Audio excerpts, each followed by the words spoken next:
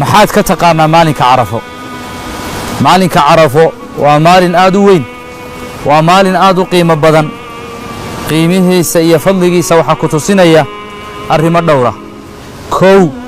waa maalinkii ilaahay subxaanahu wa tacaala uu dhammaystiray diinta sida xadiidka cumar ibn khataab uu tilmaamayo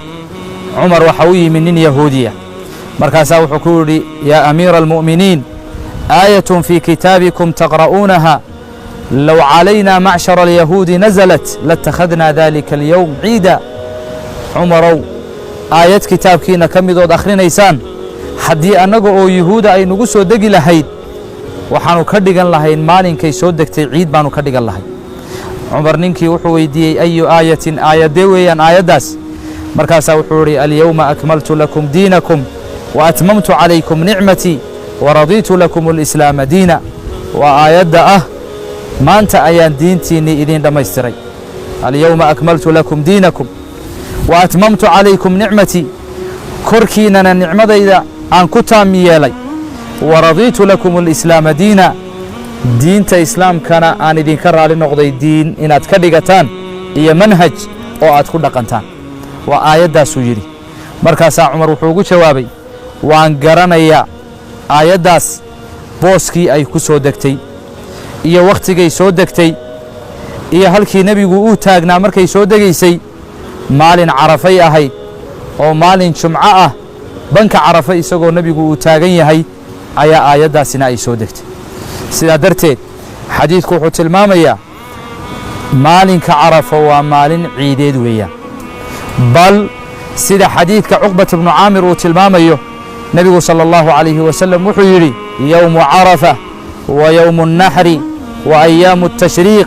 ciidunaa ahla alislaam maalinka carafo iyo maalinka dhundhowga oo maalinka tobnaad ah waa maalinka ciidka iyo saddexda cisho ee ka dambeeya 11 iyo 12 iyo 13 oo ayaamu tashriiq loo yaqaano shanta maalmood waa ciidayada buu yidhi nebigu haddaan nahay muslimiinta iyo dadka islaamka u nisbo sheeganaya waxaa ka mida walaalayaal fadaa'isha maalinka carafa oo qodobka labaad noqonaya sida xadiidka caaisha uu tilmaamayo maalinka carafo waa maalin ilaahay subxaanahu wa tacaala dad badan uu naarta ka xoraynayo nebigu wuxuu leeyahay maa min yowmin akthara min an yuctiqa allaahu fiihi cabdan min annaari min yowmi carafa ma jiro maalin ilaahay subxaanahu wa tacaala addoommaha uu uga xorayn badan yahay naarta maalinka carafa yacni maalinka carafa waa maalinka ilaahay subxaanahu wa tacaala addoomihiisa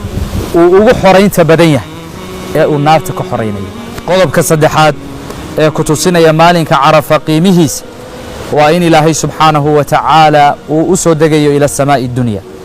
sida xadiidka caaisha uu tilmaamayo wa innahu layadnu ثuma yubaahii bihim almalaa'ika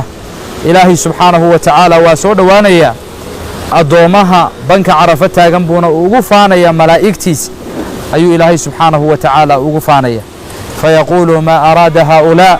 wuxuu odhanayaa kuwaasi maxay soo dooneen maxay halkan u yimaadeen maxay isugu soo aruureen maxay dharkoodii intay u soo dhigeen labada go' u soo qaateen maxay u dullaysan yihiin yay baryayaan ilaahay subxaanahu wa tacaala waa ugu faanaya haddii aynu garannay walaalayaal maalinka iyo qiimihiisa iyo fadligiisa waxay isweydiin le maxaynu kaga faa'iidaysannaa waxyaabaha lagaga faa'iidaysanaya waxaa ka mid a maalinkaa in la soomo soonka maalinkaa la soomaana fadli badan baa ku sugan xadiidka nebigu wuxuu tilmaamayaa siyaamu yowmi carafa axtasibu cala allaahi an yukafira asanata alatii qablah waasanata alatii bacdah maalinkaa soomka la soomayo waxaa lagu dhaafayaa sanadkii tegey dembigii kaa dhacay iyo sanadka soo socda dembiga kaa dhacaya ayaa ilaahay subxaanahu wa tacaala uu kaaga tirtiraya oo lagugu dhaafaya waxyaabaha lagaga faa'iidaysanaya waxaa ka mida walaalayaal inaynu ducada badinno ducada lagu dadaalo nebigu wuxuu tilmaamayaa